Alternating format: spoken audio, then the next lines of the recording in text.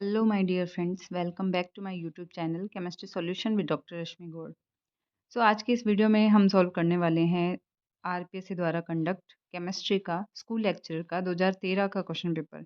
इससे पहले मैं 2015 और 2018 का पेपर सॉल्व करके डाल चुकी हूँ, जिसे आप मेरे चैनल पे जाके चेक कर सकते हैं। और अगर उन क्वेश्चंस में अगर आपको कोई डाउट है तो मेरे चैनल पे जाके कमेंट सेक्शन में आप कमेंट कर सकते हैं। ये वीडियोज़ आपको कैसे लग रहे हैं उसका रिस्पॉन्स भी आप मुझे दे सकते हैं, ताकि मुझे और मोटिवेशन मिले और आपके लिए मैं रोज़ नए वीडियोज़ लेकर के आऊँ। चलिए बिना देरी किए स्टार्ट करते हैं। फर्स्ट क्वेश्चन है कि एक इलेक्ट्रॉन की चक्रण क्वांटम संख्या यानी कि एस का मान दे रखा है +½ ठीक है। एंड सेकंड की चुंबकीय क्वांटम संख्या यानी एम का मान दे रखा है -1 और पूछा है कि ये निम्नलिखित में से किस कक्षक में उपस्थित नहीं हो सकता, मतलब ये वैल्यू कौन से ऑर्बिटल के लिए पॉसिबल नहीं है। तो देखिए एम की वैल्यू जो है एल पर डिपेंड करती है। हम एक बार देख लेते हैं। जो एल जो है 0 1 2 3 ये S P D and F के लिए होगा, ठीक है। एम की वैल्यू एस के लिए क्या आ सकती है, 0 आ सकती है, तो वो 1 में नहीं जाएगी, इसलिए इसका करेक्ट आंसर क्या हो जाएगा, 4th नंबर हो जाएगा। बाकी देखिए पी के लिए भी 1 हो सकती है, डी के लिए भी 1 हो सकती है, क्योंकि एम की वैल्यू प्लस एल से लेकर के माइनस एल तक होती है, तो इसमें 1 इंक्लूड होगा। इसी तरीके से एफ में भी 1 वैल्यू पॉसिबल है, लेकिन एस में पॉसिबल नहीं हो सकती है। सेकेंड नंबर, निम्न कक्ष में अधिकतम इलेक्ट्रॉनों की संख्या किसके द्वारा दी जाती है। तो ये क्वेश्चन देखो रिपीट हुआ है फर्स्ट ग्रेड में ही।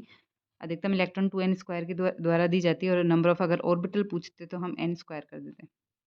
नेक्स्ट क्वेश्चन में पूछा है किसी तत्व में दो तत्वों को ए एंड बी के द्वारा प्रदर्शित किया जाता है। इन तत्वों के परमाणुओं में उपस्थित न्यूट्रॉनों की संख्या पूछी हुई।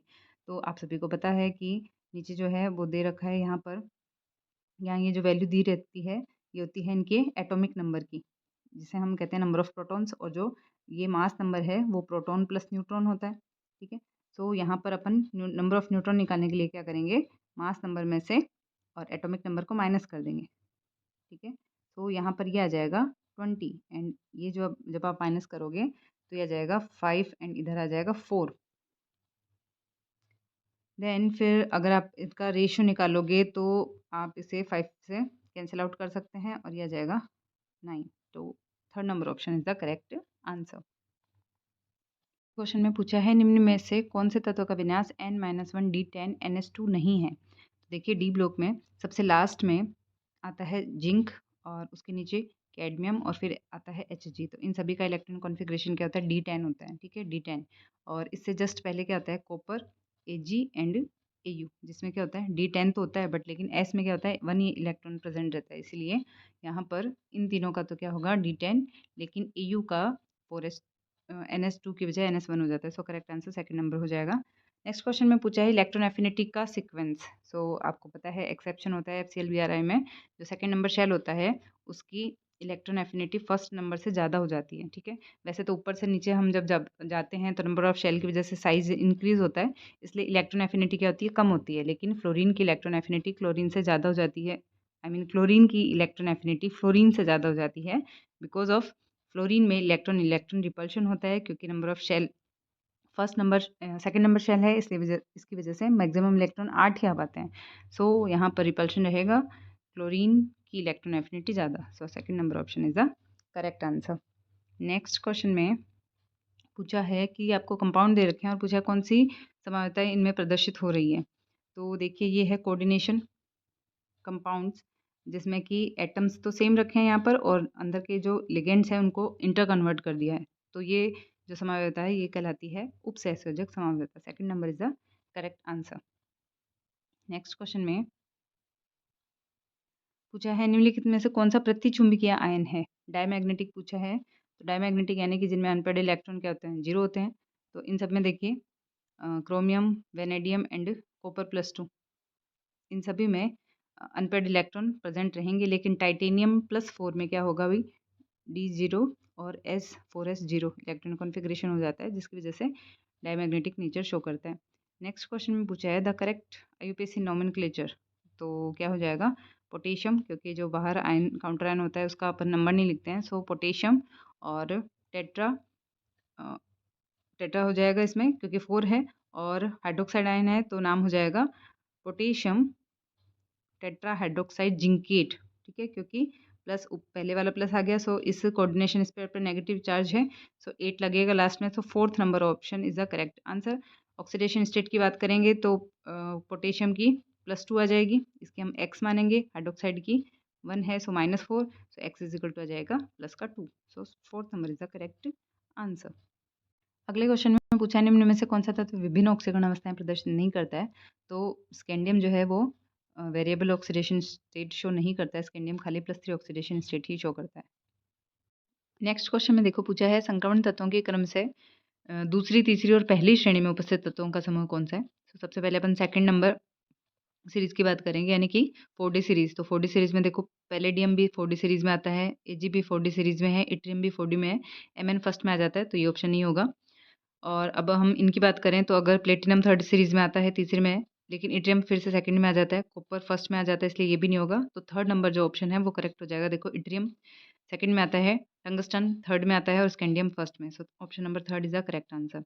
नेक्स्ट क्वेश्चन में पूछा है गैडोलिनियम का इलेक्ट्रॉनिक विन्यास क्या होगा। तो देखो मैं आपको पहले भी ये क्वेश्चन सॉल्व करा चुकी हूँ कि आपको लेंथेनम में याद रखा है कि मिड वाला एक एलिमेंट आपको याद रखना होता है जिसका है गैडोलिनियम सिंबल और 64 पर। तो मिड में यानी कि इसमें number of unpaired electron maximum होते हैं।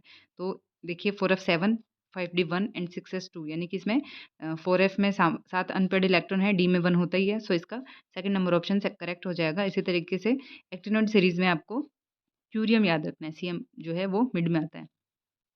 नेक्स्ट क्वेश्चन पूछा है मिश्र धातु में लौह एवं सल्फर और कार्बन के अवशेषों के साथ 90% क्या पाया जाता है। तो 90% इसमें जो लेंथेनाइड धातु होती है वो होती है, जिसमें मुख्यतः सीरियम होती है। Arrange in the increasing order of their ionic radii. तो इन एटम्स को आपको अरेंज करना है इंक्रीजिंग ऑर्डर आयनिक रेडियाई की। तो आपको पता है सभी को लेफ्ट टू राइट जाने पर आयनिक साइज क्या होता है, डिक्रीज होता है, बिकॉज अपन एक ही सेल में इलेक्ट्रॉन को फिल करते हैं और इस लेंथेनाइड्स में होता है, तो इसे हम लेंथेनाइड संकुचन भी कहते हैं। So left to right arrange करना है हमें इनको। तो अगर हम साइज सबसे बड़ी देखेंगे तो सबसे बड़ी साइज किसकी आ जाएगी, लेंथेनम। सबसे पहले लेंथेनम, फिर सीरियम, फिर प्रोमीथियम, फिर yttrium. So first number is the correct answer. Next question में actinides which exhibit +7 oxidation state. तो ये क्वेश्चन भी बहुत बार रिपीट हो चुका है। नेपच्यूनियम एंड प्लूटोनियम जो है वो +7 ऑक्सीडेशन स्टेट शो करते हैं। नेक्स्ट में पूछा लेंथेनाइड की सामान्य ऑक्सीकरण अवस्था क्या होती है। तो सभी को पता है +3। नेक्स्ट क्वेश्चन में देखो पूछा है द्वितीय कोटि की अभिक्रिया के लिए विशिष्ट अभिक्रिया वेग की इकाई क्या होती है। तो विशिष्ट अभिक्रिया वेग निकालने के लिए हम लिखते हैं मोल लीटर इनवर्स की power 1 minus N and then second inverse. ठीक है, एन की जगह आपको क्या लिखना है, 2 लिखना है। जब 2 लिखोगे तो यहाँ पे क्या जाएगा, mole inverse then litre and second inverse. तो second option is the correct answer. Next पूछा है अभिक्रिया दे रखी है 2SO2 + O2 इन एक्सेस है और 2SO3 बन रहा है। तो O2 के संदर्भ में अभिक्रिया की कोटि पूछी है। तो देखो O2 में यहाँ पे एक्सेस लिखा है, तो जो एक्सेस में लिखा जाता है उसके रिस्पेक्ट में ऑर्डर क्या हो जाता है, 0। तो ये 0 ऑर्डर हो जाएगा। नेक्स्ट एक्शन में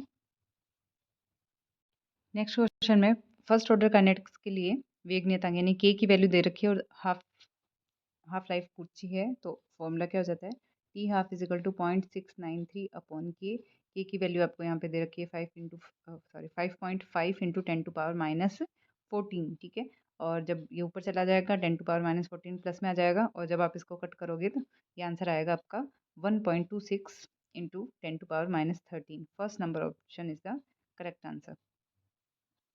नेक्स्ट क्वेश्चन में पूछा है which of the following is not correct for chemo absorption, यानी कि जो रसायन अवशोषण होता है, रासायनिक अवशोषण, उसके लिए कौन सा करेक्ट ऑप्शन नहीं है। इनकरेक्ट स्टेटमेंट पूछा है। तो देखिए इट इज़ हाईली स्पेसिफिक। तो हाँ, स्पेसिफिक होता है जिसके बीच में बॉन्ड बनता है उसी में ही अब्जॉर्प्शन पाया जाता है, ये वाला। यह प्राय उत्क्रमणीय होता है, तो ये रिवर्सिबल नहीं होता है भाई, ये इसका इनकरेक्ट स्टेटमेंट हो जाएगा। बाकी पृष्ठीय क्षेत्रफल बढ़ने के साथ साथ बढ़ता है और इसकी एंथैल्पी उच्च होती है। तो 240 किलो जूल के आसपास इसकी एंथैल्पी पाई जाती है। तो बाकी के सारे ऑप्शन करेक्ट हैं। नेक्स्ट क्वेश्चन में पूछा है कोलाइडी कणों के आकार की परस। तो कोलाइडी कण आपको याद होगा 1 से 1000 नैनोमीटर के बीच में होते हैं भाई। ठीक है, अब 1 नैनोमीटर को आप क्या लिख सकते हैं, 10⁻⁹ और अगर 1000 लिखोगे तो ये लगभग आ जाएगा 10 माइनस करोगे तो -6। ठीक है, तो option number first is the correct answer, 10⁻6 to 10⁻9 metre. फिर पूछा है 0.15 मोल विलय अवाष्पशील एक विलय है तथा 0.85 मोल विलायक युक्त एक विलयन का वाष्प दाब 120 mmHg है। शुद्ध विलायक का वाष्प दाब कितना है? तो देखिए भाई, सॉल्यूशन वाले टॉपिक से हमेशा न्यूमेरिकल ही पूछे जाते हैं, सो आप इसके फॉर्मूला अच्छे से याद करके रखें। अब देखो, नॉन वोलेटाइल सोल्यूट की बात हो रही है, तो हम यहाँ पे क्या फॉर्मूला लगाते हैं? PS is equal to P naught A X A.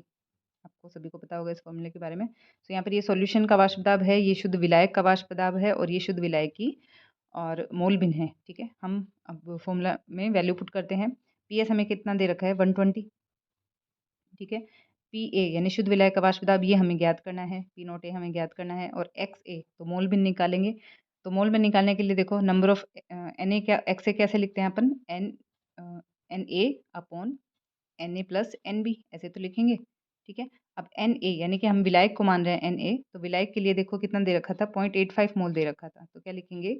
0.85 upon 0.85 plus 0.15 और 0.85 हो जाएगा 1। ठीक है, तो ये कैंसिल आउट ही समझो, ये बचा 0.85। ठीक है, तो ये मल्टीप्लिकेशन में है, यहाँ पे जाकर के क्या हो जाएगा? डिवाइड हो जाएगा, तो 120 अपॉन 0.85। ठीक है, जब आप इसको सॉल्व करोगे तो ये वैल्यू आएगी 141 mm ऑफ Hg, यानी कि third option is the correct answer.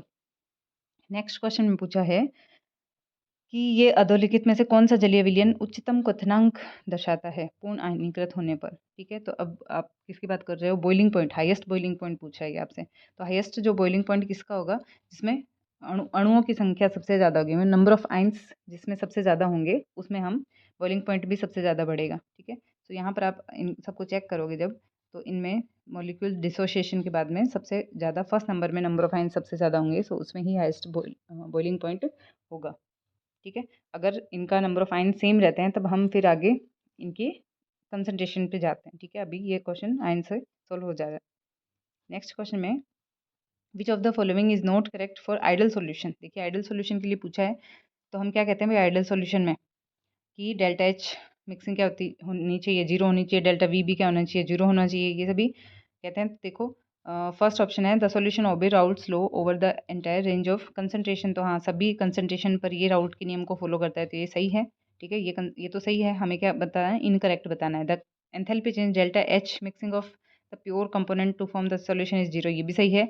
The volume change is 0, ये भी सही है। लेकिन देखो, एथेनॉल और acetone on mixing from an ideal solution, तो एथेनॉल और एसीटोन यहाँ पर ये आइडल सॉल्यूशन नहीं होते हैं। इसके एग्जांपल क्या होते हैं भैया? अपन लेते हैं बेंजीन प्लस टोलुइन है, क्लोरोबेंजीन प्लस ब्रोमोबेंजीन है। इस तरीके से मतलब बहुत ही कम चेंजेस वाले जो मॉलिक्यूल्स होते हैं आइडल सॉल्यूशन बनाते हैं। तो इसका इनकरेक्ट स्टेटमेंट फोर्थ नंबर हो जाएगा। ठीक है, fourth number is the correct answer. Next question की बात कर रहे हैं, निम्नलिखित में से कौन सा पद इकाई रहित यानी कि यूनिट लेस होगा? तो यूनिट लेस में मोल फ्रैक्शन जो होता है वो यूनिट लेस हो जाता है। आपको अभी फॉर्मूला बताया था mole fraction, X is equal to क्या होता है? N A upon N A plus N B, N A plus N B. और आपको ये भी पता होगा X A plus X B is equal to क्या हो जाता है? 1। नेक्स्ट क्वेश्चन में, बेंजीन और टोलुइन का मिश्रण, अभी अभी हमने बात की, बेंजीन और टोलुइन का जो है वो एक आदर्श विलयन बनाता है। अब नेक्स्ट क्वेश्चन में देखिए भी, देखो CO2 COH2O के लिए हीट ऑफ फॉर्मेशन अपन को दे रखी है, और उसके बाद में अभिक्रिया CO2 plus H2 is equal to CO plus H2O में, और डेल्टा H हमें ज्ञात करनी है। तो इसके लिए पहले हमें कुछ रिएक्शंस लिख करके और हमें ये रिएक्शन को जनरेट करना है। ठीक है, उसके बाद में हम एंथैल्पी की बात करेंगे। तो देखिए, कुछ इस तरीके से रिएक्शन बनेगी। हमें देखो हीट ऑफ फॉर्मेशन दे रखा है, एक तो H2O के बनने का, एक CO के बनने का, और एक CO2 का बनने का। तो हमें एक रिएक्शन जनरेट करनी पड़ेगी। H2O किससे बनता है भाई? H2 और O2 से।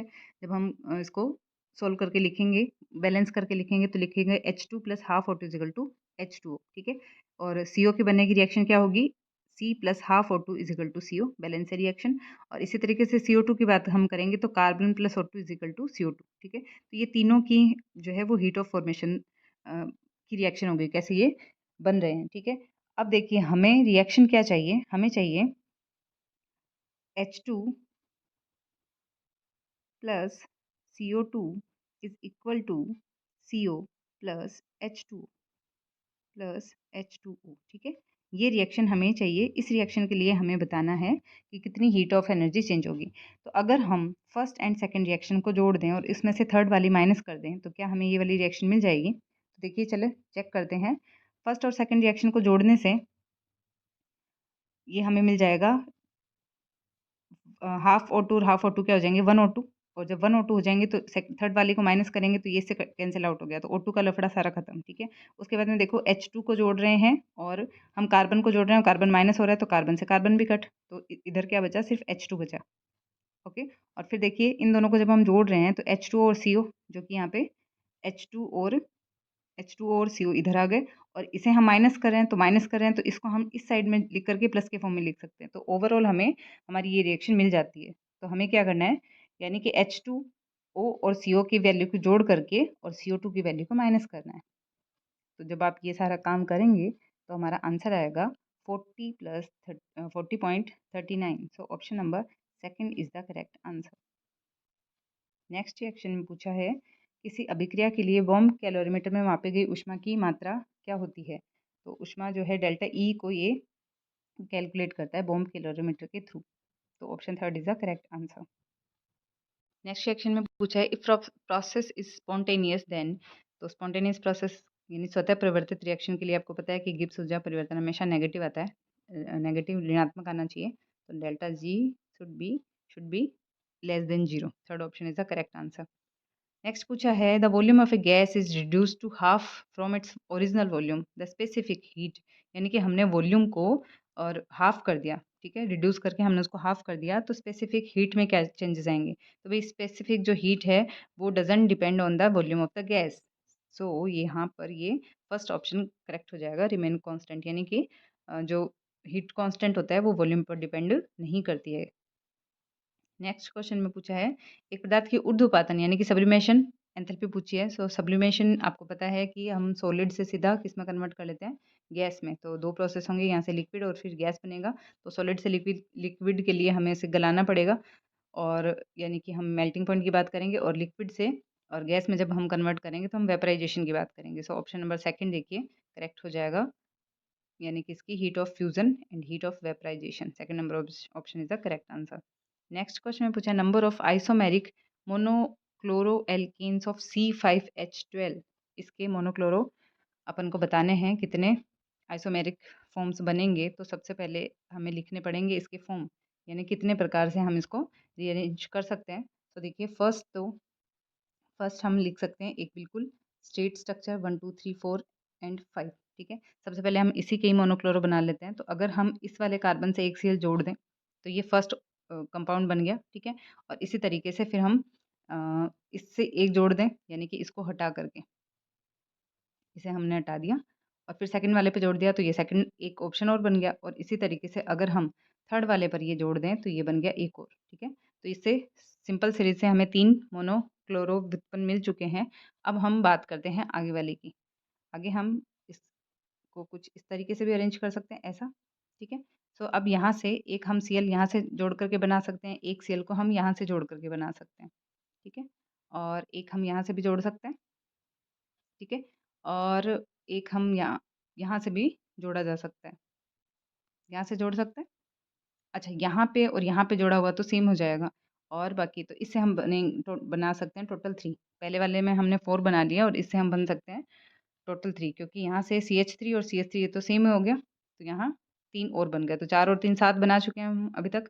और लास्ट एक इस तरीके से सीरीज ये भी अरेंज हो सकती है। तो यहाँ से ये चारों कार्बन तो एक जैसे हैं, तो ये किसी भी एक कार्बन से आप बनाओगे तो एक सब्स्टिट्यूएंट यहाँ से मिलेगा। तो टोटल मिला करके 8 सब्स्टिट्यूएंट हो गए। सो option fourth is the correct answer. Next question में पूछा है कि निम्नलिखित में से कौन सा एल्किल हैलाइड अधिकतम सुगमता से SN1 रिएक्शन देता है। तो एल्किल हैलाइड की रिएक्टिविटी का ऑर्डर क्या होता है भाई, RI, फिर RBr, फिर RCl, और फिर देन F। सो RI, यानी कि fourth number option is the correct answer. आप ध्यान रखना, अगर यहाँ पर बॉन्ड डिसोसिएशन एनर्जी वाला भी कई बार क्वेश्चन रिपीट होता है कि इन सब की बॉन्ड डिसोसिएशन एनर्जी क्या होती है, तो उसका सीक्वेंस भी यही सेम रहता है, ठीक है। RI की डिसोसिएशन एनर्जी सबसे ज़्यादा होती है और इसकी रिएक्टिविटी भी ज़्यादा है। नेक्स्ट में पूछा है, निम्नलिखित का सही स्थायित्व का क्रम।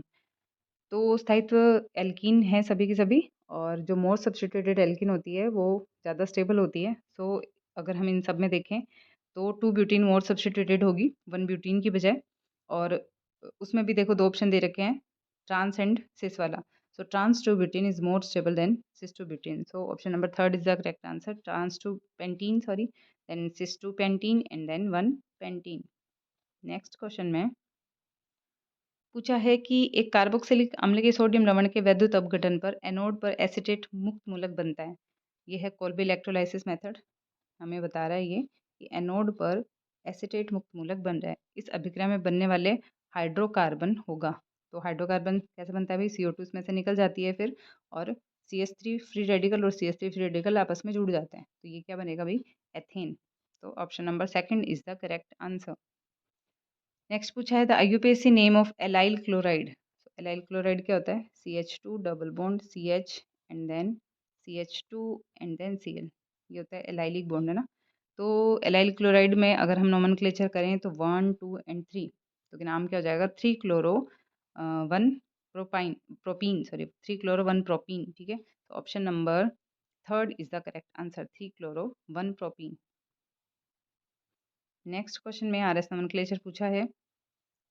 सो FCl Br, तो Br का एटॉमिक नंबर जाता है तो फर्स्ट नंबर इसको, फिर Cl को, फिर CH को और फिर H को। H क्या है भाई? सीधी लाइन पर है, इसलिए हम आंसर हमारा चेंज नहीं करेंगे। और हम रोटेशन हमेशा फोर्थ की साइड से करते हैं, इसलिए ये वाला रोटेशन इस तरीके से रहेगा। R रोटेशन है तो R वाला ऑप्शन करेक्ट हो जाएगा। सो R देखिए, R के दो ऑप्शन दे रखे हैं। अब उसमें भी पूछा है कि 1 ब्रोमो या 2 ब्रोमो किस तरीके से नोमेनक्लेचर होगा। तो जो CH को हम फर्स्ट नंबर देंगे, तो और सेकंड नंबर इस वाले कार्बन को दिया जाएगा। तो आंसर क्या हो जाएगा? R 2 bromo 2 chloro ethanoic acid. So option number first is the correct answer. Next में पूछा है the correct order of increasing acid strength of the solution of the compounds. Acid strength है तो इलेक्ट्रॉन विड्रॉइंग ग्रुप होगा, उसकी acidity उतनी ही ज़्यादा होगी। तो देखो विड्रॉइंग ग्रुप तो आपको इन चारों में से सिर्फ C में दिख रहा है, सो C की एसिडिटी सबसे ज़्यादा होगी। C के बाद में अगर हम बात करें तो अगर एल्किल ग्रुप छोटा होगा तो उसकी एसिडिटी को ज़्यादा मात्रा में नहीं बढ़ा पाएगा, इसलिए एसिडिटी को ज़्यादा कम नहीं कर पाएगा, इसलिए सी के बाद में क्या आएगा? ए आएगा, क्योंकि इसमें तो क्या है, देखो बड़े बड़े ग्रुप हैं। और इन दोनों में से भी अगर हम कंपेयर करते हैं तो इसमें सिर्फ 2 CH3 है, जबकि इसमें 3 CH3 है, इसलिए ए के बाद में क्या आएगा? डी, और उसके बाद में आएगा बी। तो देखिए कौन सा ऑप्शन नंबर है? C A D and B, second number option is the correct answer. Next question में पूछा क्या है, एक उत्प्रेरक है PD+BaSO4 की उपस्थिति में बेंजोइल क्लोराइड के हाइड्रोजनीकरण से बेंजेल्डिहाइड बनता है। तो सबसे पहले तो ये लो भाई, बेंजोइल क्लोराइड COCl, एंड फिर इनके प्रेजेंस में ये बन रहा है बेंजेल्डिहाइड, यानी कि COCl ग्रुप को इसने CHO में कन्वर्ट कर दिया। ठीक है, कुल मिलाकर के Cl की जगह क्या जुड़ गया भाई? H जुड़ गया। ठीक है, H जुड़ गया।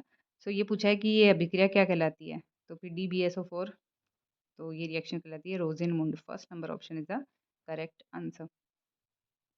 नेक्स्ट क्वेश्चन में फेलिंग सॉल्यूशन के साथ निम्न में से कौन अभिक्रिया नहीं करेगा? तो फेलिंग सॉल्यूशन एल्डिहाइड के साथ में रिएक्शन करता है, तो देखो इसके साथ कर जाएगा एल्डिहाइड, ये भी कर जाएगा, ये भी कर जाएगा, लेकिन यहाँ पे बेंजेल्डिहाइड के साथ में फेलिंग विलियन जो है वो रिएक्शन नहीं करता। नेक्स्ट क्वेश्चन में पूछा है निम्नलिखित में से कौन सा यौगिक एल्डोल कंडेंसेशन नहीं देगा?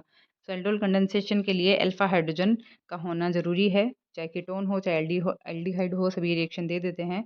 तो देखिए ऑप्शन कीटोन हाइड्रोजन युक्त अल्फा हाइड्रोजन युक्त कीटोन दे देगा भाई, अल्फा हाइड्रोजन युक्त एल्डिहाइड ये भी दे देगा, मैथिल कीटो समूह युक्त सहित कीटोन ये भी, रहित वाला यानी कि विदाउट वाला doesn't have any alpha hydrogen, ये वाला ऑप्शन जो है वो करेक्ट हो जाएगा, ये एल्डोल कंडेंसेशन नहीं देगा। नेक्स्ट क्वेश्चन में पूछा है हेलोफॉर्म रिएक्शन कौन नहीं दर्शाता है? तो हेलोफॉर्म के लिए भी CH3 CHOH का होना ज़रूरी है, या फिर इसकी जगह अपन कीटोनिक ग्रुप भी ले सकते हैं। ऐसे इस तरीके का ग्रुप का होना ज़रूरी है, यानी पास वाले कार्बन पर यहाँ पर हाइड्रोजन होना ज़रूरी है। 3, तो देखो CH3CO ये दे देगा, CH3CHOH ये भी दे देगा, CH3CHO ये भी दे देगा, लेकिन थर्ड नंबर ऑप्शन जो है वो करेक्ट नहीं रहेगा, क्योंकि इसमें CH3 नहीं है, CHO ग्रुप के पास वाले कार्बन पर 3 हाइड्रोजन का होना ज़रूरी है, जबकि इसमें क्या है? 2 ही हैं। So third number option haloform reaction नहीं देगा। नेक्स्ट क्वेश्चन में पूछा है कि यदि CH2 का होल्ड है CH का सही नाम पूछा है इसमें। तो देखिए इसको हम अगर ओपन करके लिखना चाहें तो ये ऐसे हो जाएगा CH3CH COOH। ठीक है, और यहाँ पर है CH3। तो नोमेनक्लेचर में इस पे फर्स्ट नंबर देते हैं, इसको सेकंड नंबर, तो 2 नंबर पे क्या हो गया? मैथिल ग्रुप, और वैसे ही इसको आइसो ग्रुप भी कहते हैं, पता होगा आपको। आइसो ग्रुप है तो ये हो जाएगा total number of carbon 4, so isobutyric acid, यानी कि third number is the correct answer. Next पूछा है सूर्य के प्रकाश की उपस्थिति में टोलुइन का क्लोरीनीकरण होता है। तो सूर्य के प्रकाश में ये मुक्त मूलक अभिक्रिया के द्वारा फ्री रेडिकल मैकेनिज्म कंप्लीट होती है अभी सूर्य के प्रकाश में, फ्री रेडिकल मैकेनिज्म। नेक्स्ट है निम्नलिखित में से कौन सा ऑर्थो पैरा निर्देशीय समूह नहीं है, यानी कि ये आने वाले इलेक्ट्रोफाइल की बात करता है। ठीक है, तो देखिए अगर हम बेंजीन रिंग पर कौन सा ऐसा ग्रुप जोड़ें जो आने वाले ग्रुप को ऑर्थो और पैरा पर नहीं जुड़ने देगा। तो अगर हम कोई इलेक्ट्रॉन विड्रॉइंग ग्रुप देख लेते हैं, अगर जैसे मान लो ये CHO ग्रुप जोड़ दें तो ये क्या करेगा, ऑर्थो पैरा पर तो क्या जोड़ देगा, प्लस प्लस चार्ज। सो इलेक्ट्रोफाइल ऑर्थो पैरा पर आक्रमण नहीं कर पाएगा, इसलिए ये ऑर्थो पैरा निर्देशी नहीं कहलाता है। Third is the correct answer. Next option में नेफ्थलीन तथा बेंजीन के पल्लियों में उपस्थित पाई इलेक्ट्रॉनों का अनुपात। तो नेफ्थलीन ये होता है, ये लीजिए भाई नेफ्थलीन, और ये बेंजीन तो आप सभी को पता ही है, ये वाला। तो इसमें हो गए 5 बॉन्ड और इसमें हो गए 3, सो 5:3। So first option is the correct answer. Next में पूछा है फ्रीडल क्राफ्ट अभिक्रिया संबंधित है। फ्रीडल क्राफ्ट 2 प्रकार की होती है, एल्काइलेशन एंड एसाइलेशन। सो इसमें एसाइलेशन ऑप्शन है, third is the correct answer. Next पूछा है बेंजीन की Cl2 के साथ में यूवी लाइट के प्रेजेंस में रिएक्शन है, तो ये बनता है गैमेक्सिन। बहुत बार क्वेश्चन रिपीट होता है भाई, ये रिएक्शन पूछ लेते हैं कई बार कौन सी है, तो ये एडिशन रिएक्शन कहलाती है। गैमेक्सिन को लिंडेन भी बोलते हैं, और ये इस तरीके की स्ट्रक्चर की हम बात करें अगर, तो ये पाई बॉन्ड टूट जाते हैं और सभी योगात्मक उत्पाद ये इस तरीके से हर एक कार्बन पर Cl जुड़ जाता है। कई बार इसका फॉर्मूला पूछ लिया जाता है, तो फॉर्मूला में क्या हो जाएगा भाई, हर एक कार्बन है उस पर एक एक हाइड्रोजन भी है, तो C6 है, H6 है और Cl6 है, इस तरीके का फॉर्मूला बन जाएगा। नेक्स्ट पूछा है aromatic compound, aromatic among the following, इनमें से कौन सा एरोमेटिक है। तो देखिए एरोमेटिक में आपको पता है अक्कल रूल की अगर हम बात करें तो 4n+2 पाई इलेक्ट्रॉन्स होने चाहिए, यानी कि अगर 2, 6, 10 इस तरीके से पाई इलेक्ट्रॉन हो तो वो सभी एरोमेटिक कहलाते हैं। बाकी कॉन्जुगेशन और प्लेनरिटी वाली कंडीशन भी अप्लाई होती है।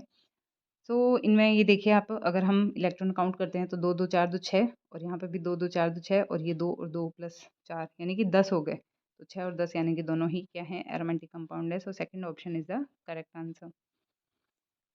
नेक्स्ट पूछा है एरोमेटिक हाइड्रोकार्बन के लिए निम्नलिखित में से क्या सही नहीं है, एरोमेटिसिटी के लिए, एरोमेटिक हाइड्रोकार्बन के लिए। तो इनके एक स्पेसिफिक ऑर्डर होता है, करेक्टरिस्टिक ऑर्डर होता है, और ये जल में क्या होते हैं भाई, मिश्रण नहीं होते हैं, इमिसिबल विद वाटर। जल में एमिशन ही होते हैं, क्योंकि ये क्या होते हैं, हाइड्रोकार्बन है, नॉन पोलर होते हैं, सो नॉन पोलर सॉल्वेंट में ही मिक्स होते हैं और शुटी फ्लेम के साथ जलते हैं, ये भी सही है। Do not undergo electrophilic substitution reaction, नहीं बाबा, ये तो हाइड्रोकार्बन यानी कि एरोमेटिक कंपाउंड की क्या होती है, करेक्टरिस्टिक रिएक्शन होती है, electrophilic substitution reaction. So fourth number is the incorrect statement.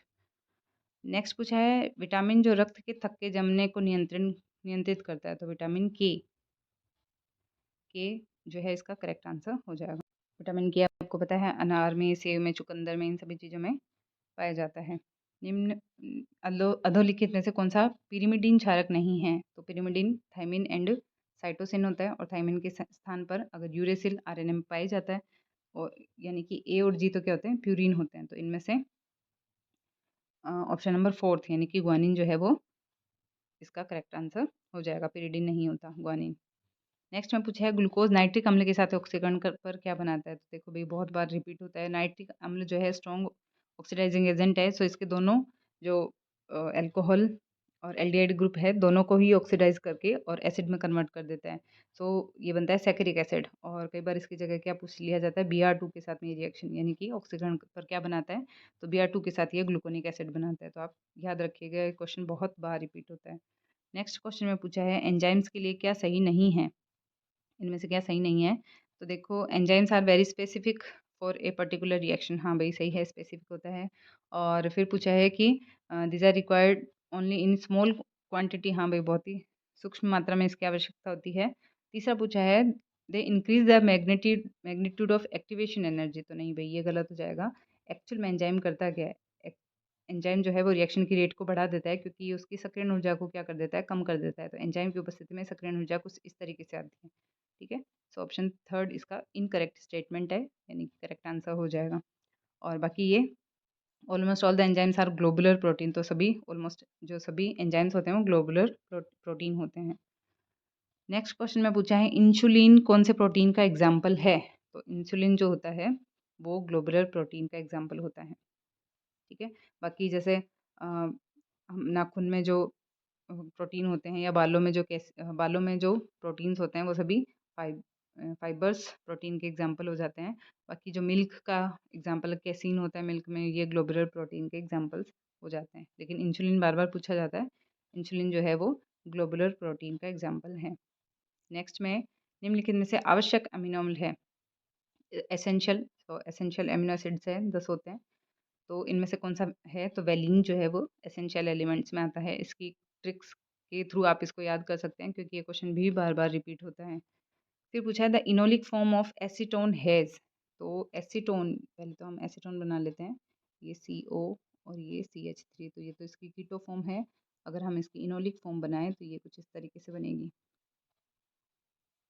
ठीक है, सो सिग्मा अनपाइंड बॉन्ड काउंट करना है। सो 1 सिग्मा, 2 सिग्मा एंड 3 सिग्मा, तो 3 तो ये हो गए। बाकी यहाँ से 3 3 6, एक 7 और एक 8 और एक 9, यानी कि 9 तो क्या हो गया इसमें सिग्मा, 9 तो सिग्मा बॉन्ड हो गए।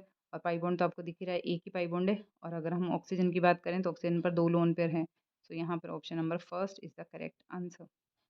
नेक्स्ट क्वेश्चन में पूछा है हाइड्रोजन अणु पर संयोजकता बंध सिद्धांत किसने प्रस्तुत किया था, तो हिटलर और लंदन ने हाइड्रोजन अणु पर वीबीटी थ्योरी दी थी। नेक्स्ट में पूछा है हीलियम प्लस 2 आयन के लिए इलेक्ट्रॉनिक विन्यास, तो हीलियम का इलेक्ट्रॉन कॉन्फ़िगरेशन क्या होता है भाई, 1s2। ठीक है, और हीलियम 2 प्लस है, दैट मीन्स कि इसमें टोटल नंबर ऑफ इलेक्ट्रॉन्स कितने हो जाएंगे, 3 इलेक्ट्रॉन्स हो जाएंगे। तो 3 में से पहले 2 तो क्या जाएंगे सिग्मा 1s में, और दूसरा किस में चला जाएगा, सिग्मा 1s स्टार में चला जाएगा। तो ये वाला electron configuration option number first and fourth में है। अब अगर हम इसके बॉन्ड ऑर्डर की बात करते हैं तो बॉन्ड ऑर्डर कितना हो जाएगा भाई, तो 2 बॉन्डिंग में, एक एंटी बॉन्डिंग में, अपॉन 2, तो हाफ, यानी कि option number third is the correct answer. Next पूछा है बंध लंबाई स्थायित्व और बंध क्रम में क्या रिलेशन है, तो देखो बॉन्ड लेंथ जैसे जैसे बढ़ेगी तो बंध क्रम क्या होता है, कम होता चला जाता है। यानी कि अगर सिग्मा सिंगल बॉन्ड है तो बॉन्ड लेंथ ज़्यादा है, अगर डबल है तो बॉन्ड लेंथ कम हो जाएगी, और ट्रिपल है तो और कम हो जाएगी। यानी कि एक दूसरे के इन्वर्सली प्रोपोर्शनल होते हैं।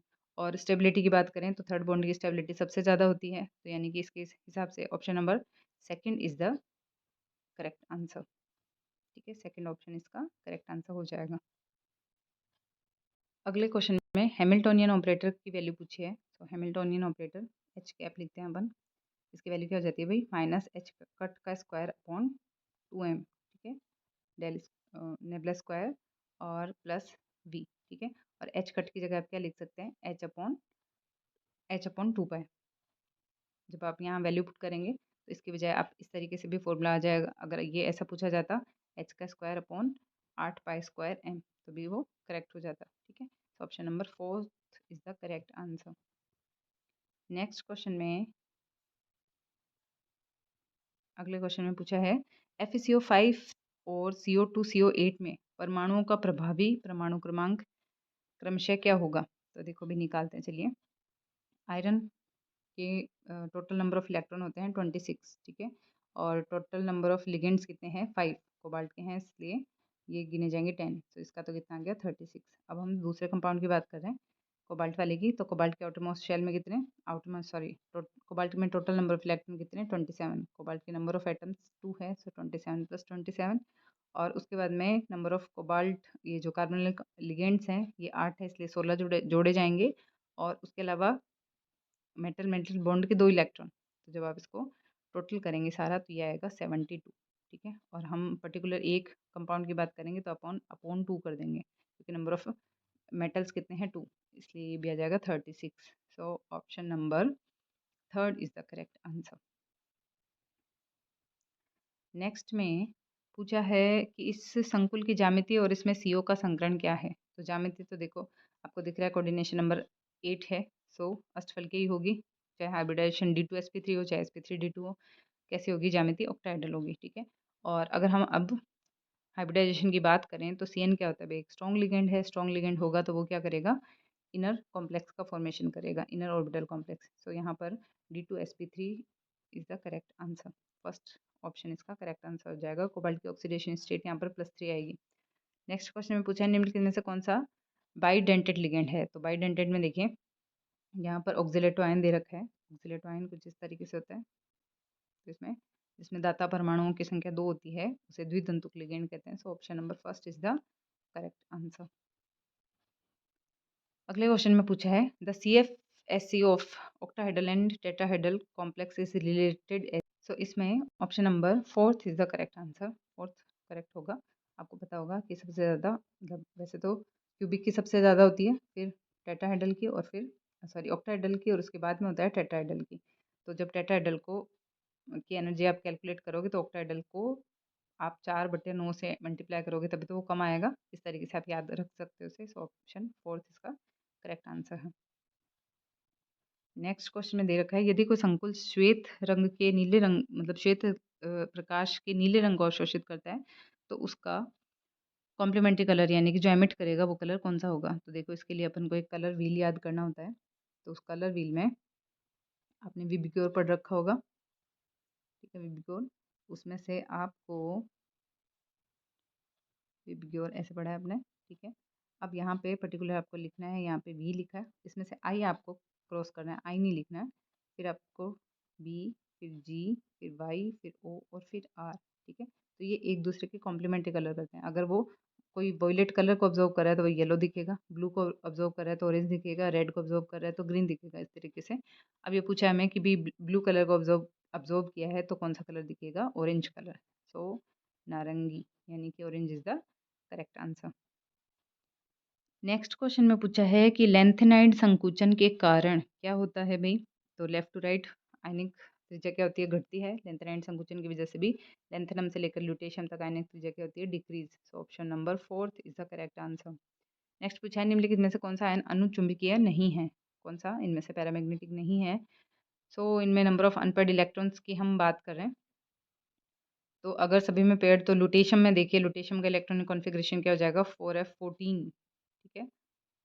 और +3 ऑक्सीडेशन स्टेट है तो डी के इलेक्ट्रॉन भी 0 और एस के इलेक्ट्रॉन भी 0। सो यहाँ सारे के सारे इलेक्ट्रॉन पेयर्ड है। So lutetium is the correct answer. Next में पूछा है, dysprosium ion are coloured due to. तो डायस्प्रोस्मियम एफ ब्लॉक एलिमेंट है, सो इसमें कौन सा होगा, एफ ट्रांजिशन। तो एफ ट्रांजिशन की वजह से ये कलरफुल दिखाई देता है।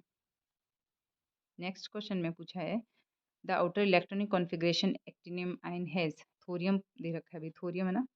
तो थोरियम आपको पता होगा एक्टिनोइड सीरीज में थोरियम से ही स्टार्ट होता है, नंबर एटॉमिक नंबर पर आता है ये। अब सबसे पहले तो हम इसका ऑक्सीडेशन स्टेट निकालेंगे।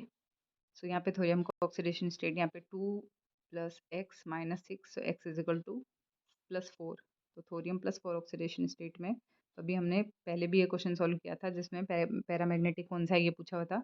तो थोरियम में +4 ऑक्सीडेशन स्टेट में हम देखेंगे कि सारे ही जो इलेक्ट्रॉन हैं वो चले गए, क्योंकि यहाँ 4f1 से हम स्टार्ट करेंगे, ठीक है। 5d1 में है, 6s2 में है। अगर हम जनरल इलेक्ट्रॉन कॉन्फ़िगरेशन ऐसा देखें तो 4 ही इलेक्ट्रॉन निकल गए। सो सारे के सारे क्या हो गए, 0। यानी कि यहाँ first number option is the correct answer. Next में पूछा है, साधारणतया एक्टिनाइड आयनों के मोलर चुंबकीय सुग्राहिता यानी कि मोलर ससेप्टिबिलिटी की वैल्यू जो होती है वो एक्टिनाइड की तुलना में क्या होती है। तो देखिए भाई, मोलर ससेप्टिबिलिटी लेंथेनाइड्स की एक्टिनाइड से ज़्यादा होती है, तो एक्टिनाइड्स की क्या हो जाएगी, कम हो जाएगी। So option second is the correct answer, lower. फिर है, disintegration of radio element is an example of. तो आप सभी को पता है भाई, फर्स्ट ऑर्डर रिएक्शन होती है ये हमेशा। बहुत ही ईजी क्वेश्चन पूछे हुए हैं इसमें। नेक्स्ट है, अच्छी तरीके से बंद किया हुआ एक थर्मस फ्लास्क जिसमें कुछ बर्फ के टुकड़े हैं तो किसका एग्जाम्पल होगा, आइसोलेटेड सिस्टम यानी कि विलगी तंत्र का। 2013 के फर्स्ट ग्रेड के क्वेश्चन बहुत ही इजी हैं, बस इसमें थोड़ा सा एक्यूरेसी का ध्यान रखना है। बाकी अभी आगे जैसे जैसे बढ़ते जा रहे हैं एग्जाम के पैटर्न, तो उसमें पेपर का लेवल थोड़ा बढ़ता जा रहा है। अभी जो 2022 में कंडक्ट हुआ था पेपर, उसका लेवल काफ़ी टफ था। मैं आपको इसके बाद में वो पेपर भी सॉल्व कराऊंगी। नेक्स्ट क्वेश्चन में पूछा है, ऊष्मागतिकी के द्वितीयक नियम के अनुसार। तो द्वितीयक नियम यानी कि ऊर्जा के कुल संरक्षण का नियम तो क्या है, फर्स्ट नियम है, ऊर्जा संरक्षित रहती है, भी फर्स्ट नियम है। एंट्रोपी परिवर्तित होती है, तो ये क्या है, सेकंड नियम, एंट्रोपी चेंज। अगर हम इसको इक्वेशन फॉर्म में लिखें तो हम क्या लिखते हैं, D S is equal to -dq reversible upon T, ठीक है। ये इसका सेकंड नियम का गणितीय रूप है। नेक्स्ट क्वेश्चन ने पूछा है कि what is not correct for the reaction 2N2O5 is equal to 4NO2 + O2। हालांकि ये क्वेश्चन आरपीएससी ने डिलीट कर दिया था, पर ये जो रिएक्शन होती है नहीं, फर्स्ट ऑर्डर रिएक्शन होती है।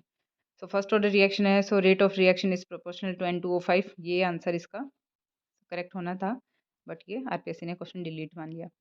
नेक्स्ट में पूछा है for Arrhenius equation k is equal to A E की power minus E upon R T which statement is false, कौन सा गलत है। So unit of E A is joule per mole, A is independent of temperature, false पूछा है, incorrect statement पूछा है। E A is dependent on temperature और A is frequency factor, तो इसमें ऑप्शन नंबर थर्ड जो है वो करेक्ट आंसर हो जाएगा।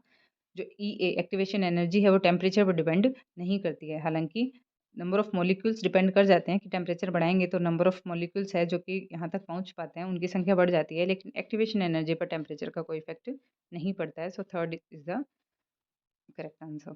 नेक्स्ट में पूछा है efficiency of fuel cell is given by, तो फ्यूल सेल की एफिशिएंसी दी जाती है delta G upon delta H into 100। Next में पूछा है एक्टिविटी और कंसंट्रेशन में क्या रिलेशन है, तो एक्टिविटी क्या होता है भाई, एक्टिविटी कोफिशिएंट क्या होता है कि सारी कंसंट्रेशन में से जो भी एक्टिव पार्टिसिपेंट्स हैं उनकी कंसंट्रेशन उसकी एक्टिविटी कहलाती है, और एंड कंसंट्रेशन है तो ऑब्वियस सी बात है कि जब हम कंसंट्रेशन बढ़ाएंगे, टोटल कंसंट्रेशन बढ़ाएंगे तो एक्टिविटी भी बढ़ेगी। तो option second number option is the correct answer, A is directly proportional to M. Corrosion is basically a, corrosion क्या होता है भाई, संक्षारण जो है वो एक इलेक्ट्रोकेमिकल फिनोमिना होती है। Second option is the correct answer. जो लगे रहते हैं तार वगैरह या जो भी लोहे के जो भी पदार्थ होते हैं उस पर नमी वगैरह की वजह से एक सेल क्रिएट हो जाता है वहाँ पर, जो कि इलेक्ट्रोकेमिकल सेल होता है, और वो पूरी रिएक्शन की वजह से वहाँ पर प्रोडक्ट के रूप में Fe2O3, यहाँ पे कई बार जंग का सूत्र भी पूछ लिया जाता है, Fe2O3H2O, ठीक है, इसे भी आप याद रखें। नेक्स्ट में पूछा है E naught is equal to R T upon N F L N K is known as, तो ये नर्नस्ट इक्वेशन है भाई, third number option is the correct answer. फिर है निम्नलिखित में से दुर्बल वैद्युत अपघट्य कौन सा है, तो दुर्बल वैद्युत अपघट्य क्या होता है जो कि कंप्लीटली डिसोशिएट नहीं होता है, ठीक है, वो कहलाता है दुर्बल वैद्युत अपघट्य, तो fourth number is the correct answer. बाकी सभी स्ट्रॉन्ग इलेक्ट्रोलाइट्स है, H2CO3 वीक इलेक्ट्रोलाइट में आता है। Enthalpy of formation is related to the reaction, enthalpy of formation ये क्वेश्चन भी आरपीएससी ने डिलीट कर दिया था, और वैसे एंथैल्पी ऑफ फॉर्मेशन अगर हम देखें तो बनने को कह रहे हैं, तो इसमें शायद सेकंड नंबर ऑप्शन करेक्ट होना था, बट ठीक है आरपीएससी ने इसे डिलीट माना है।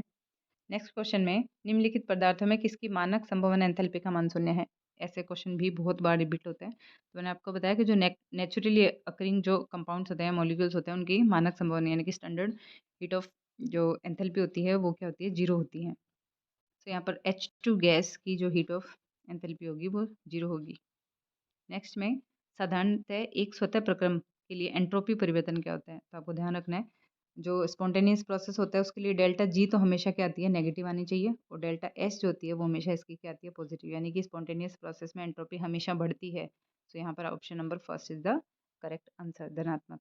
नेक्स्ट क्वेश्चन है boiled egg is hard so there is, egg को जब बॉयल करते हैं तो वो हार्ड हो जाता है, तो इसमें प्रोटोन जो का क्या होता है भाई, प्रोटोन जो होता है वो डी नेचर्ड हो जाता है ना, विकृति आ जाती है उसमें, तो इस हिसाब से इसकी एंट्रोपी क्या होती है, डिसऑर्डर क्या होता है, बढ़ना चाहिए, इंक्रीज होना चाहिए, बट ये क्वेश्चन भी आरपीएससी ने डिलीट कर दिया था। नेक्स्ट में पूछा है निम्नलिखित में से एंथैल्पी के लिए कौन सा कथन सही नहीं है, कौन सा कथन सही है, सॉरी करेक्ट स्टेटमेंट पूछा है, कौन सा करेक्ट है। सो पता है हमें कि डेल्टा एच इजिकल टू क्या होता है, delta E plus P V, ठीक है, पी डेल्टा वी, ठीक है, so option second is the correct answer. Next में पूछा है प्रीफिक्स पूछा है, यानी कि इसमें मेनली ईजर नोमेनक्लेचर पूछ रहा है, तो ईजर नोमेनक्लेचर कैसे करते हैं, एक कार्बन से लगे हुए दोनों जो मॉलिक ग्रुप्स हैं उनमें हम प्रायोरिटी डिसाइड करते हैं, तो एच और सीएल में से सीएल को प्रायोरिटी मिलेगा बिकॉज इसका एटॉमिक नंबर क्या होता है ज़्यादा, और B R C S carbon में से भी बी आर को मिलेगा, तो अगर ये सेम साइड है दोनों तो हम इसे जेड से रिप्रेजेंट करते हैं, so Z is the correct answer.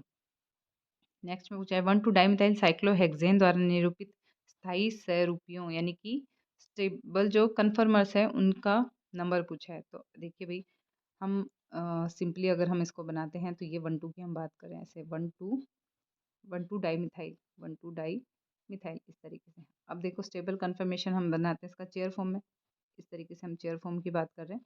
अब चेयर फॉर्म में अगर हम एक तो बनाएंगे इसको सिस फॉर्म में और दूसरा हम बनाएंगे इसको ट्रांसफॉर्म में, ठीक है। अब हम सिस फॉर्म की बात करेंगे तो ये क्या रहते हैं, एक्सियल एंड इक्विटोरियल को सिस फॉर्म बोलते हैं, और ट्रांस को क्या बोलेंगे, एक्सियल एक्सियल या फिर इक्विटोरियल इक्वेटोरियल बोलेंगे, ठीक है। तो जब हम सिस फॉर्म बनाएंगे तो ये हमने एक्सियल बनाया, ये इक्वेटोरियल बनाया। तो अब ये फ्लिपिंग करेगा, फ्लिपिंग करके ये वाला बॉन्ड इक्वेटोरियल में और ये एक्सियल में कन्वर्ट हो सकता है, बट ये रहेगा तो सेम ही ना, चाहे इसको इक्वेटोरियल बना दो, इसको एक्सियल बना दो, ठीक है। लेकिन ये क्या रहेगा, एक ही फॉर्म रहेगा, तो एक तो हम इसको काउंट करेंगे। और जब हम ट्रांस की बात करेंगे तो ट्रांस कैसे बनेगा, इस तरीके से। ये तो पहले तो हमने सिस बना दिया और फ्लिपिंग के थ्रू ये किस में कन्वर्ट हो जाएगा, इस तरीके से इक्वेटोरियल इक्वेटोरियल में कन्वर्ट हो जाएगा। तो दूसरा फॉर्म ये और तीसरा फॉर्म इसका ये, यानी कि टोटल कितने, 3 फॉर्म, यानी कि second option is the correct answer. Next question में पूछा है -70 डिग्री सेंटीग्रेड पर एनएमआर ऑफ साइक्लोहेक्सेन। तो देखो भाई, साइक्लोहेक्सेन की अगर मैं फिर से बात करूं इस तरीके से, तो इसमें जो हाइड्रोजन लगे रहते हैं प्रत्येक कार्बन पर, वो 2 टाइप्स के हाइड्रोजन लगे रहते हैं, ठीक है। 2 टाइप से हाइड्रोजन यहाँ पे, एक ऊपर और दूसरा नीचे, फिर एक ऊपर फिर इस नीचे, इस तरीके से अरेंज करते हैं। और फिर एक एक इसमें इक्वेटोरियल पोजीशन पे इस तरीके से लगे रहते हैं। जब ये फ्लिपिंग करते हैं ना, तो फ्लिपिंग एक्सियल जो है इक्वेटोरियल में कन्वर्ट हो जाता है, इक्वेटोरियल एक्सियल में कन्वर्ट हो जाता है। तो अगर हम हाई टेम्परेचर रखते हैं तो ये एक दूसरे में फ्लिप होते रहते हैं, इसलिए इन सभी हाइड्रोजन का सिग्नल एक ही आता है। लेकिन यहाँ पर हमें टेम्परेचर दे दिया -70 डिग्री सेंटीग्रेड पे, तो -70 डिग्री सेंटीग्रेड पर फ्लिपिंग नहीं हो पाती है, और फ्लिपिंग नहीं होने की वजह से ये 2 टाइप्स के हाइड्रोजन शो हो जाते हैं। 6 तो इक्वेटोरियल पोजीशन वाले और 6 ही एक्सियल पोजीशन वाले, इसलिए यहाँ पर 2 सिग्नल मिलेंगे। सो option number second is the correct answer. निम्नलिखित किस यौगिक में हैलोजन परमाणु बेंजीन विलय के किसी भी परमाणु से जुड़ा हुआ नहीं है? तो ऑर्थोक्लोरोटोलुइन, मेथिल क्लोरोबेंजीन, पैरा क्लोरोटोलुइन, इन सभी में बेंजीन रिंग से जुड़े हुए हैं। लेकिन देखो, बेंजिल क्लोराइड की स्ट्रक्चर हमने पहले भी लिखी थी जब लिंडलार कैटलिस्ट पूछा था। बेंजिल क्लोराइड, तो इसमें सीएल डायरेक्ट बेंजीन से कनेक्ट नहीं होता है। So option third is the correct answer. Next section में वही इजेड नोमेनक्लेचर पूछा है, तो चलिए देखिए सॉल्व करते हैं। यहाँ पर एक कार्बन से जुड़े हुए आई और बी आर में से हम FCl Br आई का एटॉमिक नंबर ज़्यादा है, इसलिए आई को प्रायोरिटी देंगे, और F और Cl में से हम देंगे Cl को प्रायोरिटी। सो ये अपोजिट डायरेक्शन में है, इसलिए इसका नोमेनक्लेचर रहेगा ई। अब ई के भी देखो 2 ऑप्शन है। अब इन दोनों में से कौन सा सही होगा, तो फर्स्ट नंबर हम किसको देंगे, हम देते हैं अल्फ़ाबेटिकल ऑर्डर के हिसाब से। तो सबसे पहले फ्लोरो, क्लोरो, ब्रोमो, तो बी पहले आता है, तो बी, फिर क्लोरो आएगा, उसके बाद में और फ्लोरो आएगा, और फिर आयोडो आएगा, ठीक है, इस तरीके से। तो ये first number option is the correct answer, ठीक है। 1 ब्रोमो, देन 2 क्लोरो, फिर 2 fluoro and then 1 iodo. First option is the correct answer. Next section में पूछा है कि निम्नलिखित में से कौन कैनिजारो अभिक्रिया देगा। तो कैनिजारो अभिक्रिया कौन देता है भाई, जिसके पास में अल्फा हाइड्रोजन प्रेजेंट नहीं रहता है। कैनिजारो होती क्या है, एक का ऑक्सीडेशन, दूसरे का रिडक्शन। कल जो पेपर सॉल्व किया था उसमें भी ये क्वेश्चन आया था, उसे हम क्या कहते हैं, असमानुपातन रिएक्शन भी कहा जा सकता है। सो देखिए, इसमें किसमें अल्फा हाइड्रोजन नहीं है, तो इसमें प्रेजेंट है, इन सब में प्रेजेंट है, लेकिन थर्ड नंबर जो ऑप्शन है इसमें अल्फा हाइड्रोजन प्रेजेंट नहीं है, सो इसका करेक्ट आंसर हो जाएगा। नेक्स्ट रिएक्शन में दे रखी है और पूछा है कि इस रिएक्शन का नाम क्या है। तो देखिए भाई, मैनिक रिएक्शन है, बहुत बार ये भी रिपीट हो जाती है। यहाँ से हाइड्रोजन निकलेगा, इसका ऑक्सीजन निकलेगा, यहाँ से भी हाइड्रोजन निकलता है सेकेंडरी अमीन का, और टोटल मिलाकर के H2O निकल जाता है और ये आपस में कनेक्ट हो जाते हैं। तो ये रिएक्शन मैनिक रिएक्शन कहलाती है। नेक्स्ट रिएक्शन में देखो पूछा है, परफ्यूरल पर प्रबल क्षार की अभिक्रिया से क्या प्राप्त होगा। तो परफ्यूरल ये काफ़ी फेमस हो गया है आरपीएससी फर्स्ट ग्रेड के लिए, बार बार पूछता है ये इससे रिलेटेड क्वेश्चन। तो ये फरफ्यूरल है, और इसके हम बेस के साथ में यानी कि स्ट्रॉन्ग एल्कली के साथ रिएक्शन करवा रहे हैं। देखिए, इसके पास में अल्फा हाइड्रोजन प्रेजेंट नहीं है, अगर होता तो ये एल्डोल कंडेंसेशन दे देता, लेकिन अल्फा हाइड्रोजन नहीं है, तो ये कैनिजारो रिएक्शन देगा। कैनिजारो में क्या होगा, एक ऑक्सीडेशन, दूसरे का रिडक्शन, और हम एल्कली ले रहे हैं, एल्कली के फॉर्म में हम मोस्टली क्या लेते हैं, NaOH। तो ये क्या बनेगा, जब ये एक तो फॉर्म फॉर्म बनाने लेगा, एल्डिहाइड की जगह क्या जुड़ जाएगा, एसिडिक फॉर्म, और एक में क्या जुड़ जाएगा, एल्कोहल फॉर्म, ठीक है। तो एसिडिक वाले में सोडियम के प्रेजेंस की वजह से यहाँ पर सोडियम आयन जुड़ जाएगा। तो फाइनली ऑप्शन नंबर फोर्थ पे देखिए, परफ्यूरिल अल्कोहल प्लस सोडियम फ्यूरोएट, ठीक है, sodium furoate. So option fourth is the correct answer, Cannizzaro reaction. Next में पूछा है, out of the following which is true for chair conformation of cyclohexane.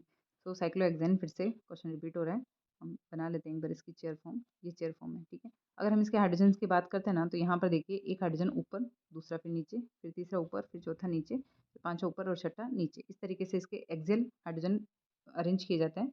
और बाकी इक्वेटोरियल ये कुछ इस तरीके से अरेंज होते हैं, ठीक है। 6 इक्वेटोरियल।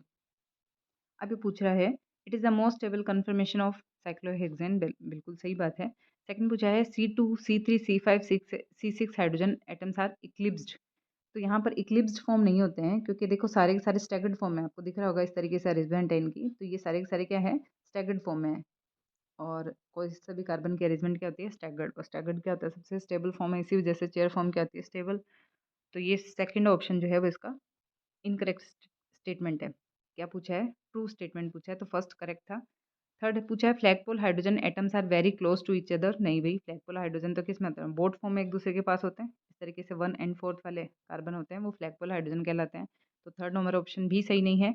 फिर फोर्थ पूछा है कि there is considerable torsional state in the molecule. तो नहीं भाई, इसमें टॉर्शनल स्टेट क्या होता है, सबसे कम होता है, इसीलिए तो वो स्टेबल है। सो खाली ऑप्शन फर्स्ट इसका करेक्ट स्टेटमेंट है। Next, the above reaction is an example of.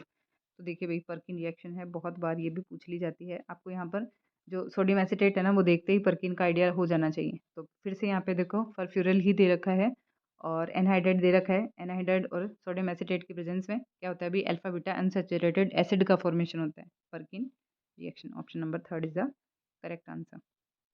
Next में पूछा है, benzene 1,4 diamine on vigorous oxidation with K2Cr2O7 and H2SO4 gives. तो ये K2Cr2O7 क्या होता है, ऑक्सीडाइजिंग एजेंट है। तो ये देगा क्विनोन। ये option third number is the correct answer, ठीक है। रिएक्टेंट में बेंजीन 1,4 डाइमीन दे रखा है इस तरीके से, 1,4 डाइमीन है, ऑक्सीडाइजिंग एजेंट है, स्ट्रॉन्ग ऑक्सीडाइजिंग एजेंट है। तो उसके प्रेजेंस में ये क्विनोन का फॉर्मेशन करता है।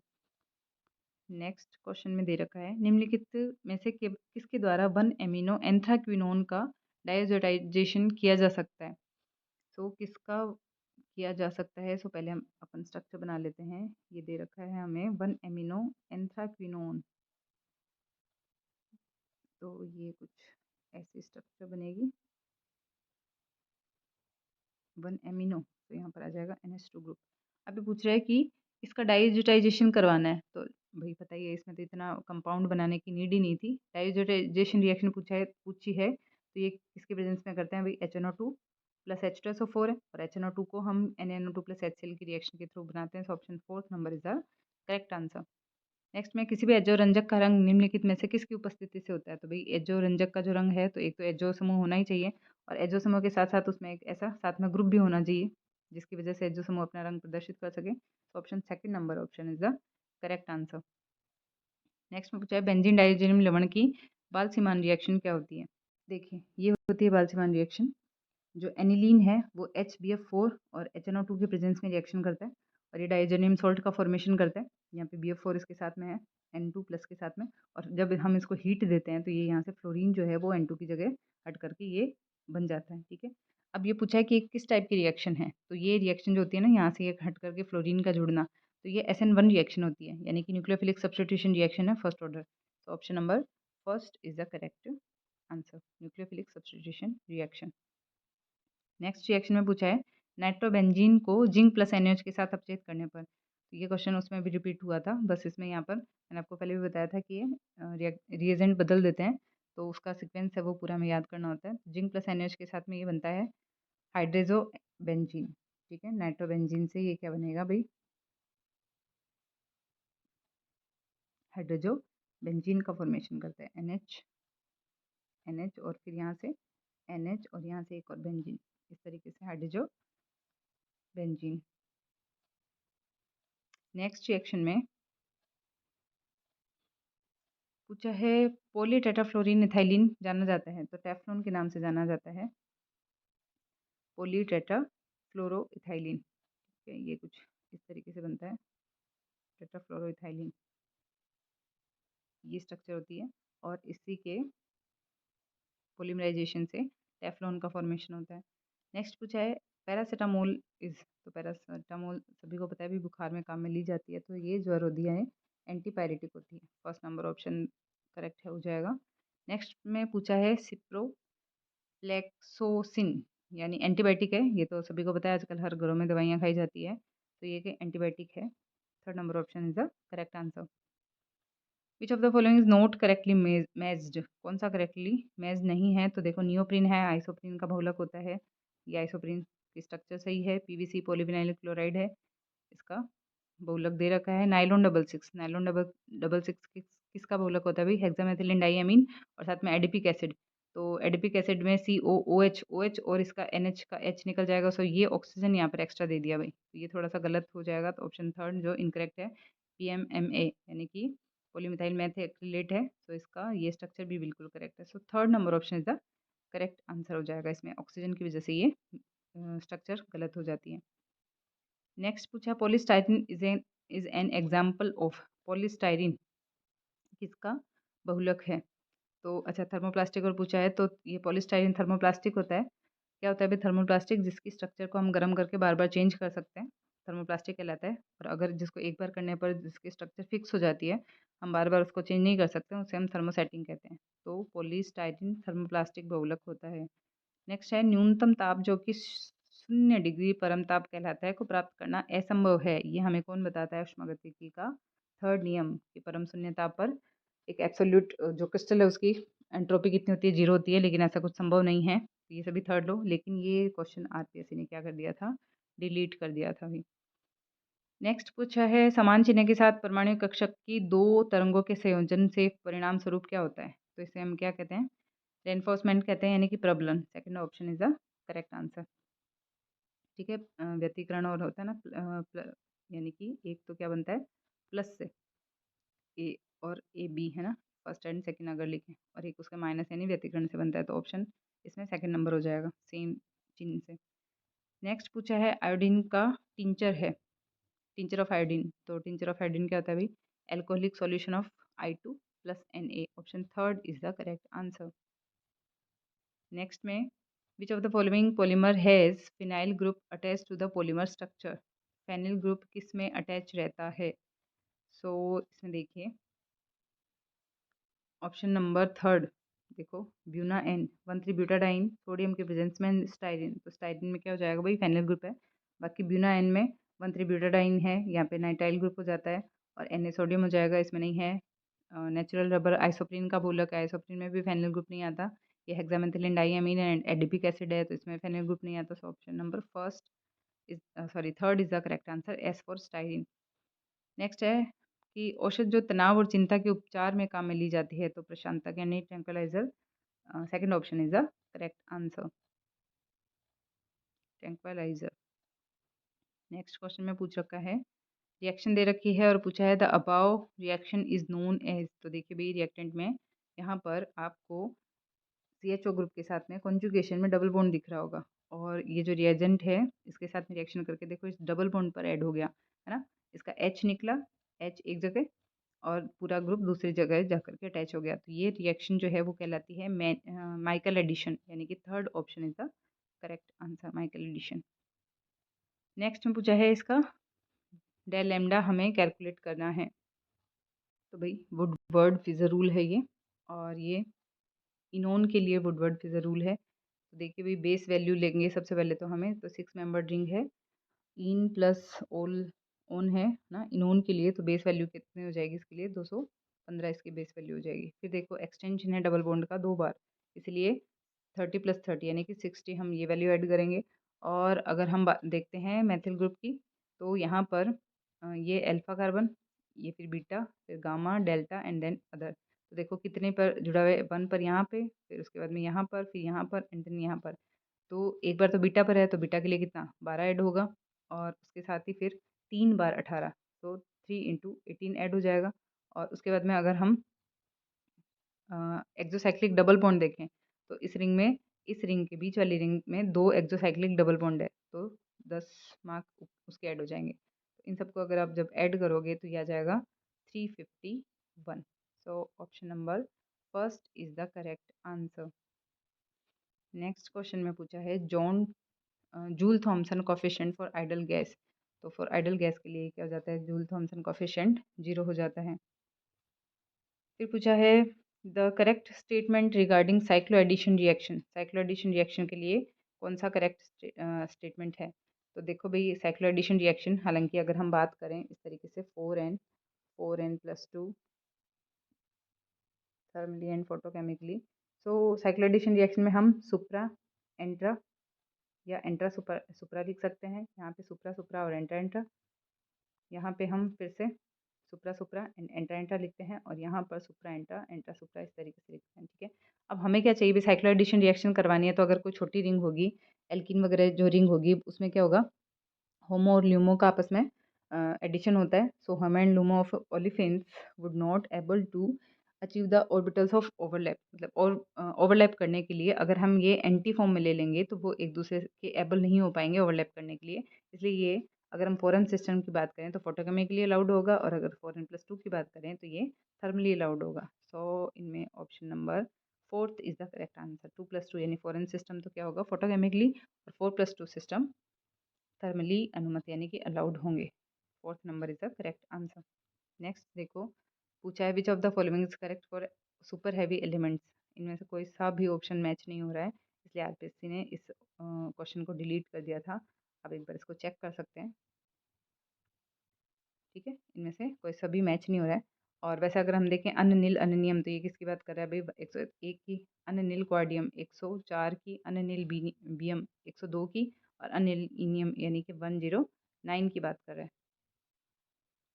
नेक्स्ट क्वेश्चन में निम्नलिखित में से किस अभिक्रिया में एंजाइम डायस्टेज उत्प्रेरक की उपस्थिति में, उत्प्रेरक क्या काम करता है? तो डायस्टेज क्या करता है भाई, डायस्टेज करता है ये स्टार्च को और ये डाइसैकेराइड्स में कन्वर्ट करता है। मेनली ये माल्टोज में इसको कन्वर्ट करता है। ठीक है, याद कर रखा होगा अपने डायस्टेज एंजाइम स्टार्च को माल्टोज में। तो ऑप्शन देखिए, स्टार्च क्या है, एक पॉली बहुलक होता है ना, तो ये फोर्थ नंबर ऑप्शन, और इसके हाइड्रोलाइसिस से इसने डाइसैकेराइड्स में कन्वर्ट किया। So fourth number option is the correct answer. Next reaction में पूछा है H2+Br2 के मध्य प्रकाश रासायनिक अभिक्रिया की क्वांटम दक्षता कितनी होती है? तो ये होती है 10⁻², क्वांटम यील्ड। ठीक है, तो 10⁻², ऑप्शन में नहीं है, तो ये हो जाएगा 0.01, है ना, इसको हम ऐसे भी लिख सकते हैं। ठीक है, और इसको हम इस फॉर्म में भी लिख सकते हैं। Fourth number option is the correct answer. Then next question पूछा है XaF2 की ज्यामिति।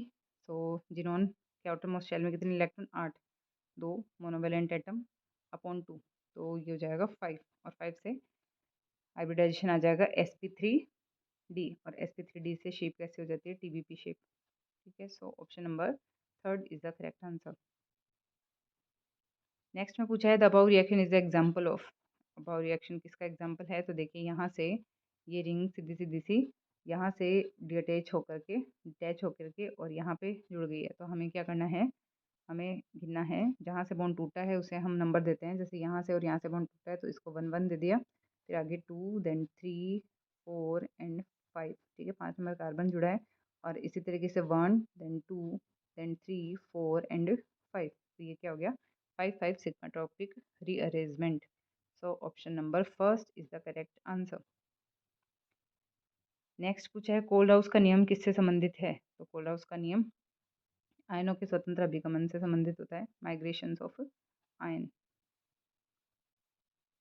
ऑप्शन नंबर नेक्स्ट क्वेश्चन है वह प्रक्रिया जिसमें क्रियाकारों की संरचना और निष्पादन विद्यार्थी के, ओ अच्छा, बाकी के क्वेश्चंस इसमें अब 20 क्वेश्चन हो चुके हैं, बाकी के 30 क्वेश्चंस हैं साइकोलॉजी के। ठीक है, तो ये था आपके आरपीएससी का 2013 का फर्स्ट ग्रेड का सॉल्व पेपर। आई होप आपको पसंद आया हो। अगर आप किसी भी क्वेश्चन में आपको डाउट है तो आप मुझे कमेंट सेक्शन में कमेंट कर सकते हैं। आपको वीडियो कैसा लगा वो भी आप बता सकते हैं, और अगर आप चाहते हैं कि आप इसी तरीके से प्रैक्टिस करते रहें तो मेरे चैनल के साथ जुड़े रहिएगा। Thank you for watching this video.